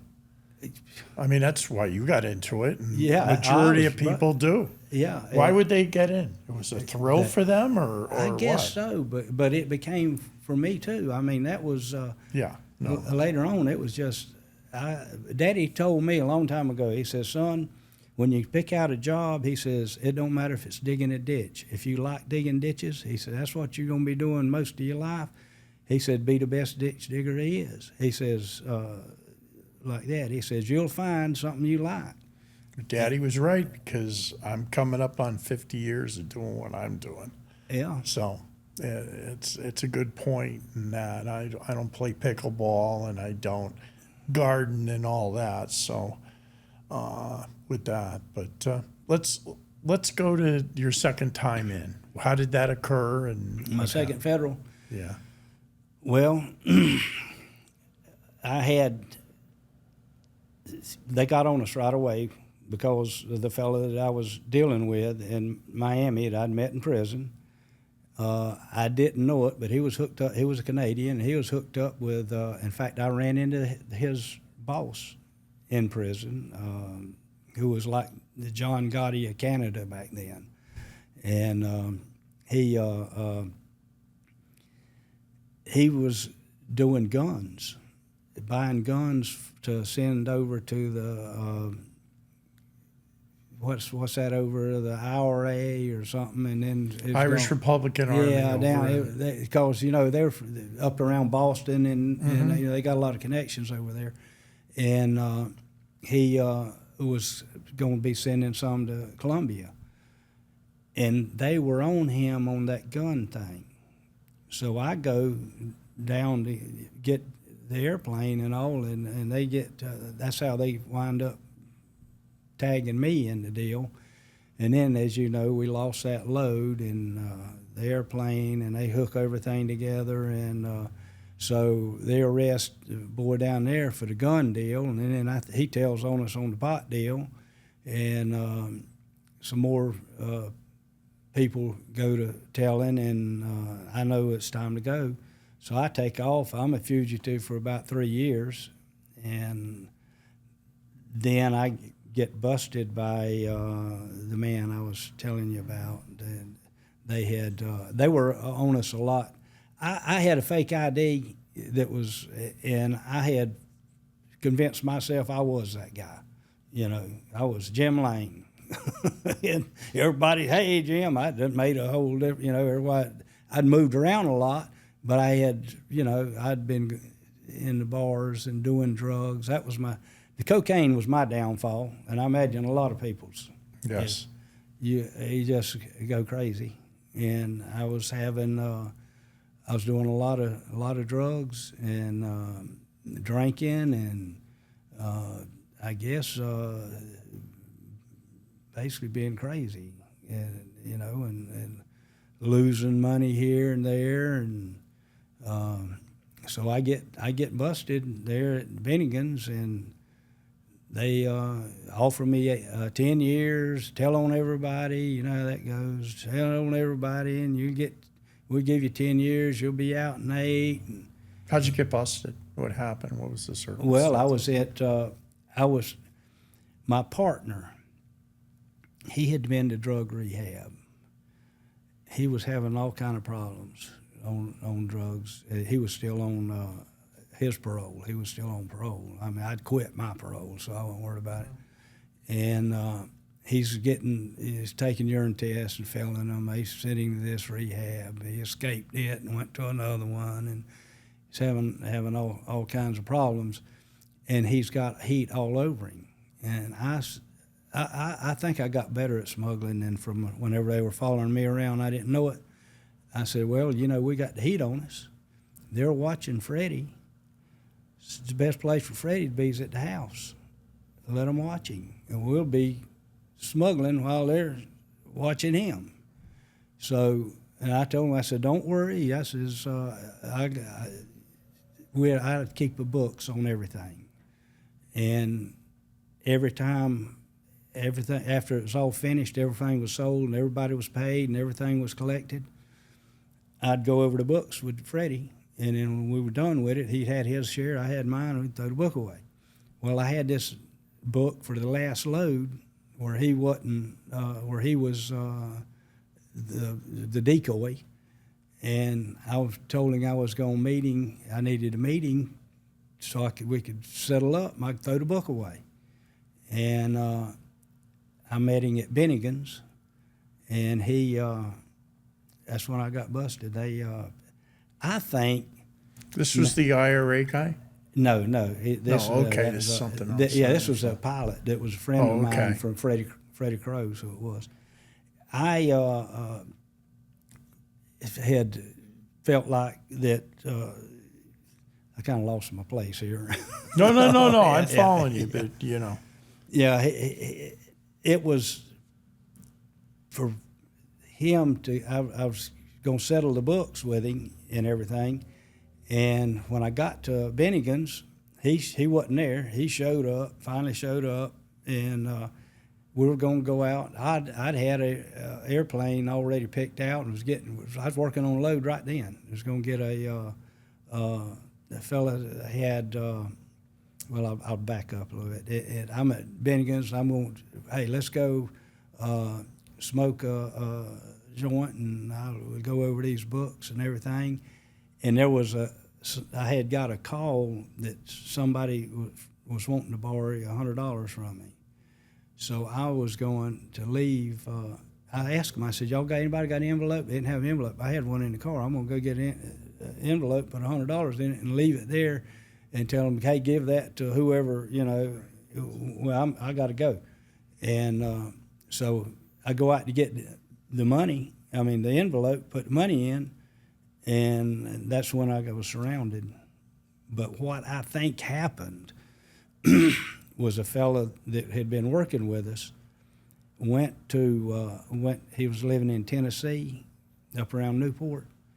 He went back up there and got in a fight with his girlfriend, and the law got involved, and they seen where he had where he had some pot growing, and then they checked him out and found out that he was a fugitive, and they arrested him, and they sent him to Escambia County Jail in Pensacola. And he didn't tell on me, but one of his co-defendants, I think that he told that co-defendant, hey, when you get out, I said, you hadn't got a record, you own land, they're going to give you a bond. They're not going to give me a bond. When you get out, go to Bennigan's every day until Dekle shows up. He drives a blue Grand Marquis Mercury. It's got a Cock County, Tennessee tag on it. He's got gray hair, and you just keep going and let him know what's happening. And let him know I want to borrow some money, naturally. So I think whenever he went for his bond, I don't think they gave him a bond. And then he said, look, I'll trade you. I know how you can catch Dekle. And I believe that's what happened in my heart, that he traded me for a bond. So when who was he under arrest by, DEA? Yeah. Okay. And whenever I went to meet Freddie at Bennigan's. Bennigan's had a nice Marriott or something right beside it. It had, suites and everything. And I could park there and walk right to Bennigan's and do all the drinking I wanted to, and then walk right back and 2-bedroom suite, and that's why I used that area a lot when I was there. And so I went out to get the envelope, and I'm walking back, and that's when I get arrested. They surround me. I know where to run. I checked out. I said suicide. Yeah. What were you charged with? I was charged with importation of over 1,000 kilograms of marijuana, conspiracy to import, and possession of the same 1,000 kilograms of marijuana, over 1,000 kilograms, they said. And then they broke it down into smaller increments. They call them substantive and non-substantive. I wound up getting 8 30-year sentences under the old law and 2 life sentences under the new law, which is life without release. When this was going on, you said earlier that you were really abusing drugs yourself, right? Yeah. I mean, you were using high-quality cocaine. Remember, cocaine got stronger as it went on and that. And also I had the best, Yeah. So I guess connections, Yeah, and that kind of drove you into the business to do this, or what? Were you, in other words, were you paying for your addiction too, in addition to making money? Yeah, that wasn't that part wasn't. If I wanted cocaine, I could buy a kilo instead of going and getting ounces or quarters or whatever, and I'd had all I wanted. And a lot of people, I'd do it till I get sick of it and tired of it. And I'd quit for a little while and go do something else and then do some more. It's being on the run is, it's kind of when you got a family, it's kind of a lonely thing, as far as trying to, what can I do? And I kicked my own butt for not having more imagination to do something constructive instead of what I was doing. I should have done. I had a fake ID. I should have went and got a pilot license in my fake ID. I should have flew. Done things that I like. So you were indicted. You went to you tell me what happened with that and the fugitive part too. So well, they like I say, they told me they was going to give me 10 years. I'd be out in 8 if I told on everybody, but I've told people, I'm sure you relate to this. Everybody, normal people, I guess, they like to be liked.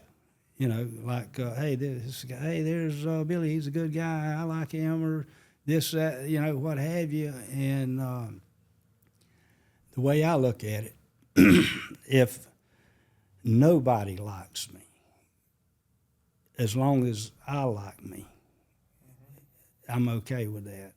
But I'd like for other people to like me too. But I've got to look, when I look in the mirror, I got to see somebody that I say I like. That guy, he treats people right. He don't tell on people. He don't cheat people. He don't do this or what have you. And I just couldn't do it. And I've done a lot of things that I don't like, that I wouldn't like myself about in the past, but that's over and done. I can't do nothing about that now. But I'm not sending, people to prison over a plant and things, or people that were friends of mine. In fact, I've hooked up with people now that were friends of mine then. The guy that rode with me 40-something times, I've seen, we had to be real close and done a lot of things together and all. And since he's got out, he was one of the main testifiers on me and all that. I mean, I'm not a person that can live with hate in his heart. That's not healthy. I'm a forgiver on something like that. Now, somebody that just goes out and tries to bust you just to bust you is one thing, but somebody that's under a lot of duress Saving their ass is what you're saying. Yeah, right. And I had one guy tell on me one time, I loaned him money. He was good. I'm good with him now. He was good all the way until they knocked his wife off. He saved his wife. He went and done time. He done his time and all that, but he just, he was in a position. And you don't know what these people are going to do until there's no way to test them. And that's the test. And that's too late then. Yeah.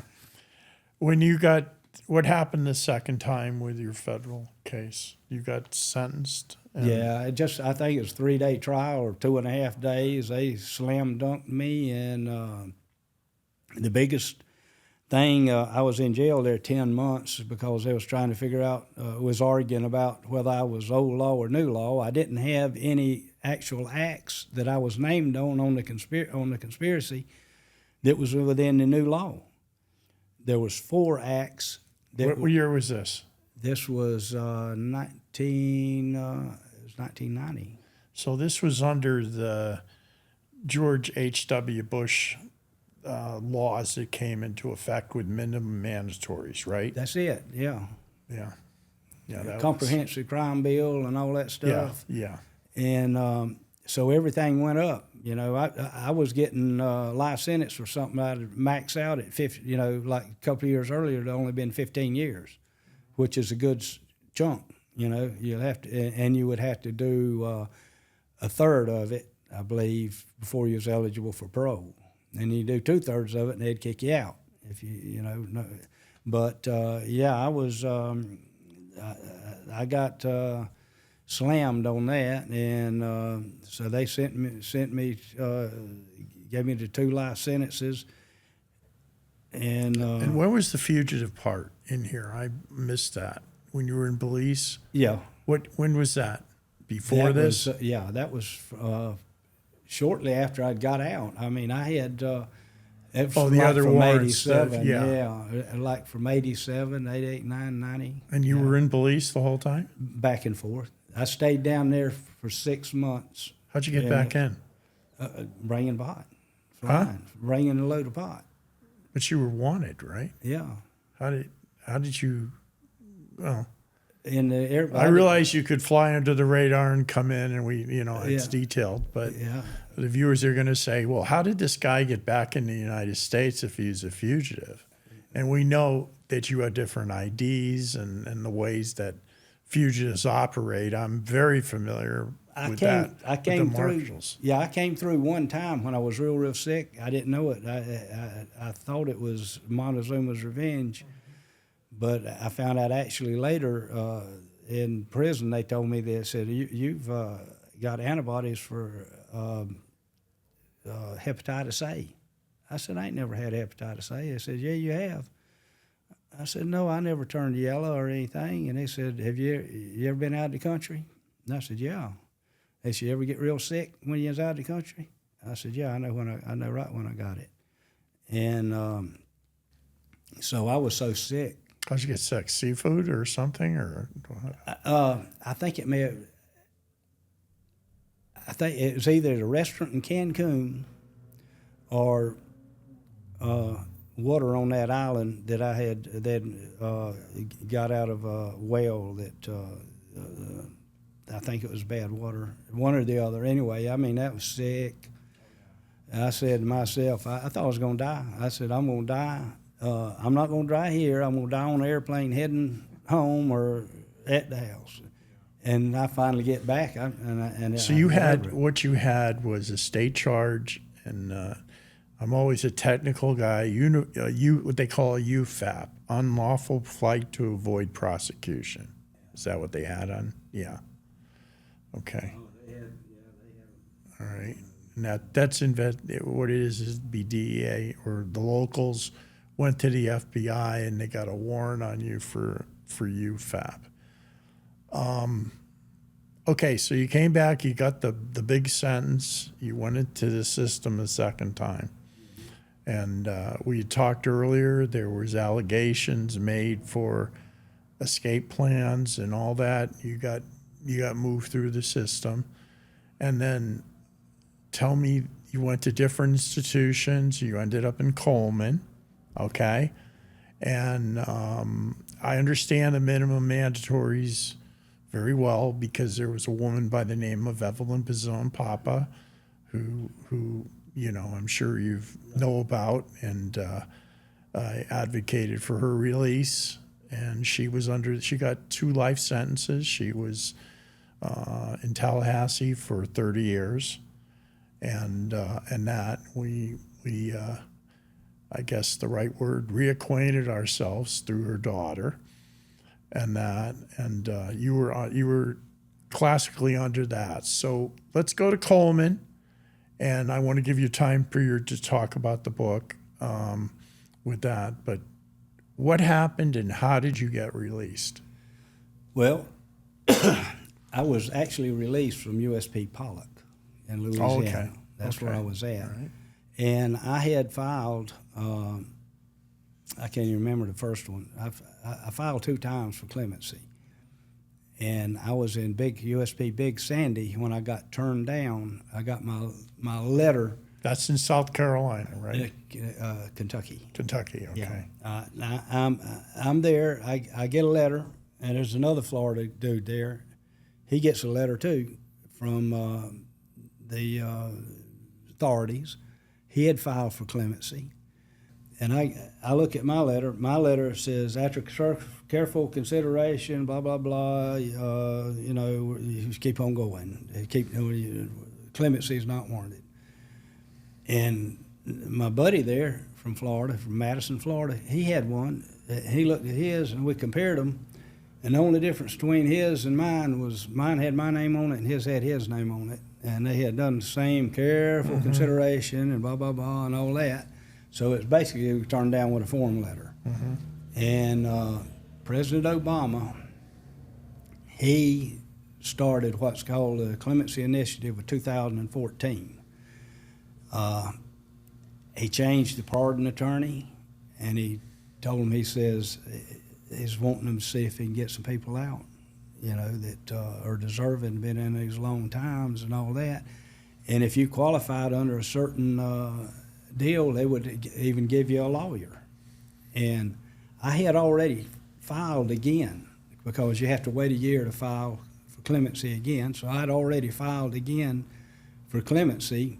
And there's a lot of activists, where people were walking around with signs with my picture on it in front of the White House, but not just me, with Randy Lanier and John Knock and a whole bunch of us pot prisoners. These guys, they've all been in over 10, 15, 20 years, send them home, life sentences. And one of the activists told me, he says, you need to file for a lawyer. And I said, well, I've already sent it in. They said, don't matter, file for us, see if he'll give you a lawyer.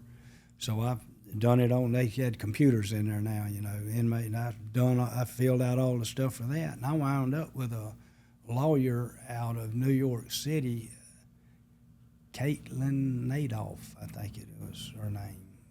A nice young lady and all, and she done some amendments to my, the supplements to my clemency request.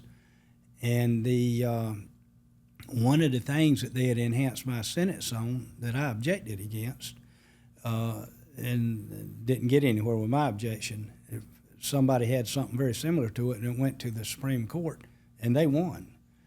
And so part of what she did was, part of the clemency initiative is if you were found guilty today, would you get this as harsh a sentence as you got back then? And so that was the deal. Hey, I'm found guilty today. They couldn't use this prior conviction against me. And so I would be a minimum of 20 years. I wouldn't get the whole life. And I'm at Pollock, and they call me in and say, hey, we we want you to sign this release papers. We're going to send the pardon attorney's wanting your records. I said, great. I signed it. Where's this R&D at the institute? No, this was in the my case manager. Oh, okay. And so I get on the phone and call my wife. I tell her, I said, look, I don't know if something's going on. There's some movement. I said, they must be looking at my case. I said, that's a good deal. That's never happened the other time. And so I kept rocking on. Days later, a week, 2 later, I get a call. They said, you need to be in R&D, receiving and discharge at such and such a time. You're getting a call from your lawyer. And I said, okay. So I'm at R&D at that time, and I'm sitting there with the officer and all, and phone rings, and yeah, here he is, hands it to me, and it was Caitlin. She says, your clemency has been approved. President Obama approved it yesterday. You'll be released on April the 16th. That was 120 days from that day. So I woke up that morning. So you were approved in January, right? Or no, it was 120 days before April the 16th, whatever that is. Okay. And April 16th was your release date. April 16th was my release date. That's on the weekend. So I got out on April the 15th because they don't hold you over to the. Well, you were released on tax day. Yeah. Ironic. Okay. And so they told me that, and they said, you're going to go to the halfway house and what have you and everything. And so I got back on the phone, he gave me the phone, I called my wife, told her, I said, she had just had a knee replacement. How many years have you been married? If you don't count our divorce, 52. No, that don't count. 52, yeah. Wow. Yeah, I told her I've been married to her for 52 years. That she was, divorced me. What do they call a hall pass, right? Yeah. That's what the kids call it. Okay. Yeah, so she was, everybody's happy, and she came. I wanted to ride the bus, to the halfway house in Jacksonville. She wouldn't have it. She drove all the way out there with just fresh knee replacement and hobbling around and everything, and picked me up, took me to Jacksonville, and dropped me off here at the halfway house. They told me, they said, now you call us when you get there. We're leaving now. Wanted to know that you've made it. Well, I forgot to call them when I got there because we're on the way there, and we get behind. There's real bad weather, wreck, and all this, and look, we're not going to make it on time. So I called the halfway house to let them know, hey, we're running late. And we took pictures of, hey, where's cars just lined up, stopped on now I-10. So I ain't going to make it. And they didn't even know I was coming. They said, what? Who? I said, yeah. They said, well, we got to get you a bed. I said, well, I'll be there tonight and all that, but I could have spent the night at the house. So this is flied by. This is amazing. What are your goals now? I mean, what do you want to do the rest of your life? And what with the family? I am assuming that you have grandchildren and. I got a grandson's 25 years old. He's a machinist. He works on what's called a Mazak, this thing, and he's extremely smart. He knows things I don't know, trigonometry and stuff like that. And then I've got a 15-year-old granddaughter, and I've told people I never imagined seeing anything coming in my life like her. She has hijacked my heart and gone with it. That's my life. She plays soccer. She plays softball. In fact, she's at the University of Florida right now at a softball camp down there, and that's our life. We live right across the street from my daughter and granddaughter. In fact, she moved and bought this house. We sold, and the house across the street from her came up for sale, and we sold our house and moved because we were on one side of town, they were on another side of town. I can just look right out, go walk right across the street. You know, there they are, and they come over and eat with us all the time, and that's that's my life now. And I'm happy with it. It's I mean, ain't nothing that more money wouldn't help, but Yeah. you know, Well, we talked earlier, and you're in the process of writing some more books, and I commend you on that, because the more you read, the more you know in life. That's the way I look at it. I read, the glasses keep getting thicker on me, you know, and that, unfortunately, but that's how you learn. But it's been a great pleasure, Billy, to interview you, and I thank you for coming to the studio and doing this in person. I like to talk like this. I do too. I think And I think it's good for everybody to hear all the sides and that, and I'm sure, and just to say that you had the support of law enforcement on your release too. You've given me the people to talk to that know you over the years, and I will talk to them. And you know, thank you for coming. You know. Well, I'm glad to be here and right. you know, help And people tell Kay understand. I wish her everything the best, and I understand why it would have been great to have her here, but you know, we'll do that in the future. Thank you again. You're welcome. Thank you.